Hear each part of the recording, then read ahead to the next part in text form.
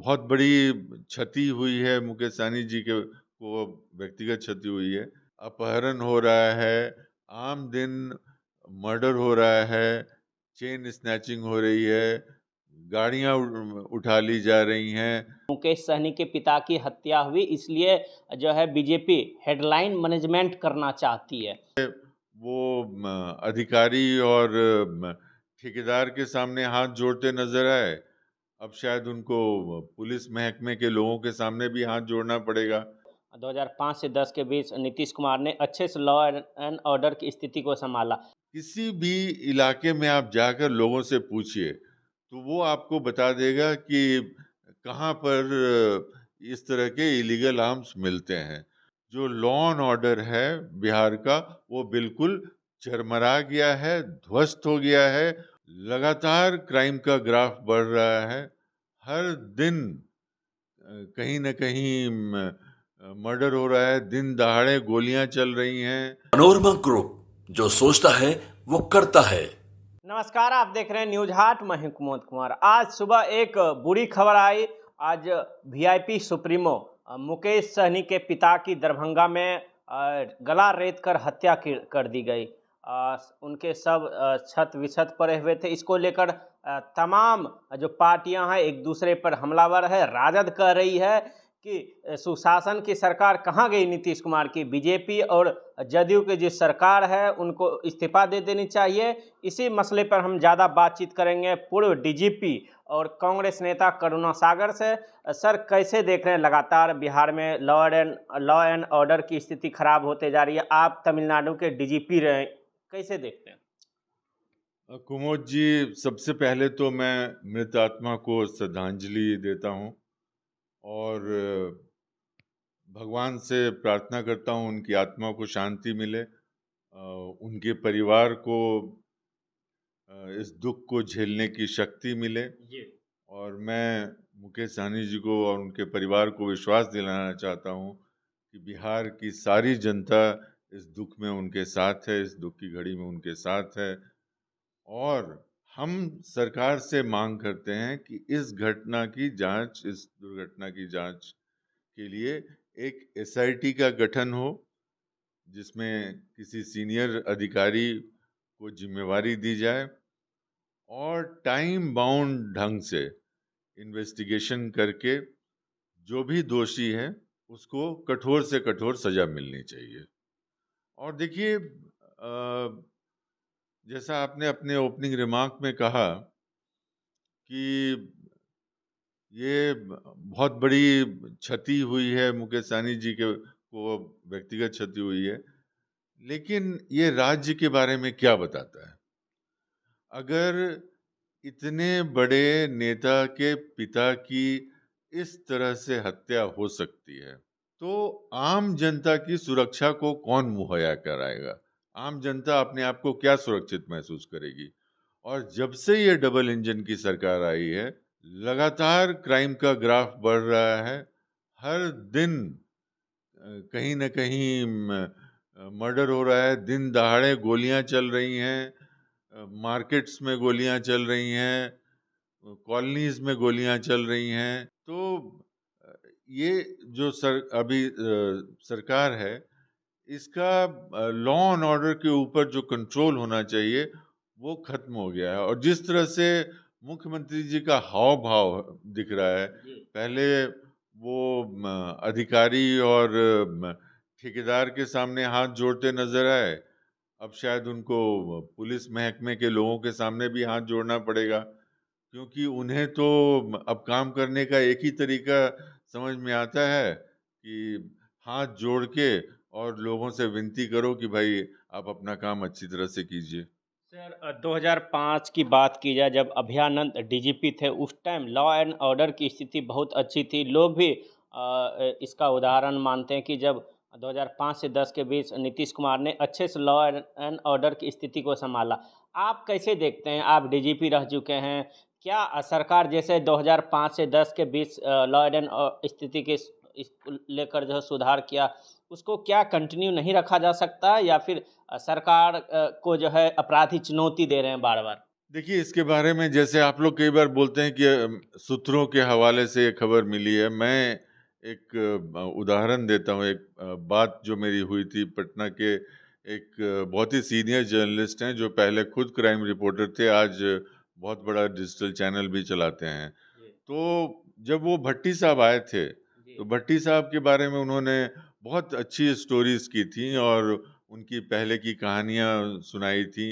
और उन्होंने कहा था कि उनके पास एक लाल डायरी होती है और उस लाल डायरी में सभी क्रिमिनल्स का नाम दर्ज होता है। और जैसे ही उन्होंने चार्ज लिया, उस लाल डायरी के में जो क्रिमिनल्स थे, सारे एसएसपीज को भेज दिया गया और उनको उस पर एक्शन लेने के लिए कहा गया।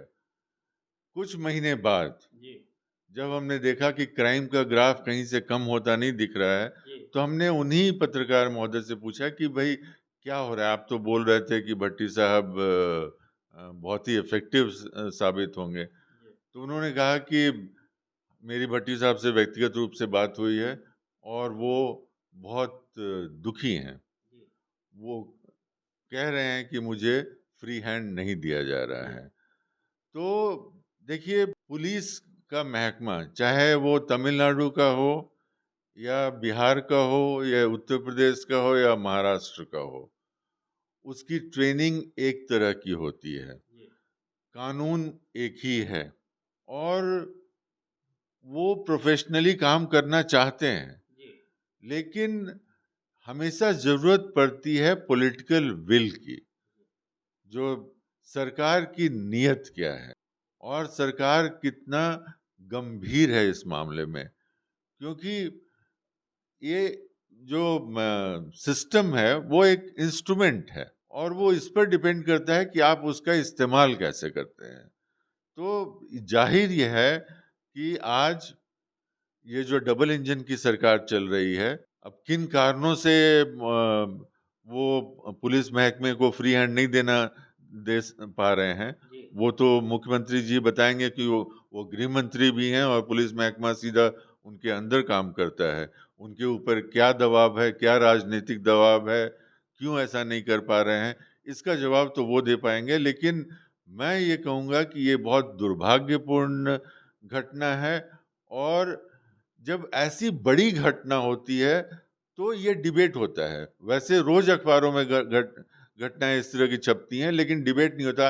आज आप सवाल इसलिए कर रहे हैं क्योंकि एक बड़े नेता के पिता की हत्या हुई है, निर्मम हत्या जी, हुई है। तो ये दिखाता है कि जो लॉ एंड ऑर्डर है बिहार का, वो बिल्कुल चरमरा गया है, ध्वस्त हो गया है और एक आम बिहारी अपने आप को सुरक्षित महसूस नहीं कर रहा है। सर, आपने बात कही कि फ्री हैंड नहीं दिया गया। क्या सरकार की क्या मजबूरी है? क्या सरकार पूर्ण बहुमत में नहीं है इसलिए फ्री हैंड नहीं दिया गया? दूसरा सवाल सर कि लगातार आरजेडी जो है हमलावर है, वो कह रही है कि मुकेश सहनी के पिता की हत्या हुई इसलिए जो है बीजेपी हेडलाइन मैनेजमेंट करना चाहती है। इसको लेकर आप क्या कहेंगे? क्योंकि बार-बार बीजेपी कह रही है कि एसआईटी गठित कर दी गई है, इसको लेकर हम जल्द ही अपराधियों को गिरफ्तार करेंगे। दूसरी तरफ जो है जब आरजेडी की सरकार थी उस टाइम जंगल राज की बात गिनाई जाती थी, अब क्यों नहीं जंगल राज की बात गिनाई जाती है? राजद सवाल उठा रही है, इंडिया अलायंस सवाल उठा रही है। देखिए, पिछले लगभग 20 साल से जी, ये डबल इंजन की, कभी बीच-बीच में थोड़े दिन के लिए हम लोगों के साथ भी आए, बाकी समय में बीजेपी के साथ डबल इंजन की सरकार चलते रही है। तो आपको बिहार की जनता को जवाब देना पड़ेगा कि जी, क्यों ऐसी स्थिति आ गई है कि आम दिन अपहरण हो रहा है, आम दिन मर्डर हो रहा है, चेन स्नैचिंग हो रही है, गाड़ियां उठा ली जा रही हैं। तो कोई भी बिहारी कैसे कहीं भी चलने में सुरक्षित महसूस करेगा? घर के अंदर अपराधी आकर गोली मार दे रहे हैं। कोई अपने दुकान में काम कर रहा है, वहाँ पर गोली मार दिया जाता है। तो क्या मजबूरी है? देखिए, सबसे जो महत्वपूर्ण जो इंस्ट्रूमेंट है यहाँ पर बिहार में क्राइम का, वो है फायर आर्म, जो जिसको रिवॉल्वर, पिस्टल, जो भी आप वो AK-47 तक ले जा सकते हैं, तो जो भी है, और वो सब इलीगल है, क्योंकि लाइसेंस वेपन से कभी कोई अपराध नहीं करता है। तो क्या कारण है कि बिहार में कोई एक ऐसा मुहिम नहीं चलाया जा रहा है जिसमें कि सभी इस तरह के इलीगल फायर आर्म्स को जब्त किया जाए? और जब्त ही नहीं कीजिएगा, आर्म्स एक्ट के तहत अगर आप केस चलाते हैं तो आप उसको फास्ट ट्रैक कीजिए, उसमें सजा भी सख्त है, एविडेंस भी बहुत ज़्यादा ढूंढने की जरूरत नहीं है, वेपन अपने आप में एक एविडेंस है, बहुत आसानी से सजा दिलाई जा सकती है। और किसी भी इलाके में आप जाकर लोगों से पूछिए तो वो आपको बता देगा कि कहाँ पर इस तरह के इलीगल आर्म्स मिलते हैं।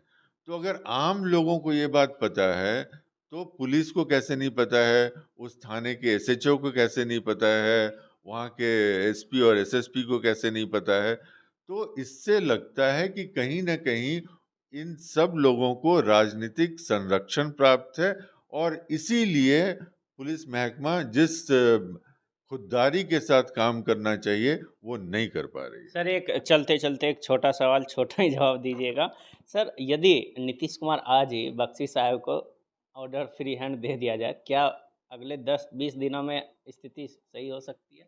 देखिए, ऐसा नहीं कि कोई जादू की छड़ी है, लेकिन जब भी अब आप पत्रकार हैं, मैं आपसे ही उदाहरण लेता हूँ, अगर हर बात में आपका जो मैनेजमेंट है, एडिटर है, वो बोले कि ये स्टोरी ही करना है, ये स्टोरी नहीं करना है, इस स्टोरी का ये एंगल होना चाहिए, ये नहीं होना चाहिए, तो आपका जो मेरिट है, जो टैलेंट है, वो उभर के आएगा बाहर? नहीं आएगा ना। उसी तरह से अगर आप फ्री हैंड देंगे तो एक माहौल बदलेगा। पुलिस प्रशासन को जब लगेगा कि आज क्रिमिनल्स को राजनीतिक जो संरक्षण है वो नहीं मिल रहा है, तो वही SHO, वही SSP रिजल्ट देगा, और उनमें ये कुवत है। जरूरत सिर्फ ये है उनके हाथ को मजबूत करने की। चलिए, ये थे पूर्व DGP और तमिलनाडु और कांग्रेस नेता करुणा सागर जी। इन्होंने बिहार में लॉ एंड ऑर्डर की स्थिति जो चरमरा गई है, इसको लेकर इन्होंने खुलकर बात कही है कि कैसे बिहार में लॉ एंड ऑर्डर की स्थिति सुधारा जा सकता है। इसको लेकर आप क्या सोचते हैं? आप अपनी राय कमेंट बॉक्स में दे सकते हैं। तब तक देख रहे हैं न्यूज़ 8। धन्यवाद।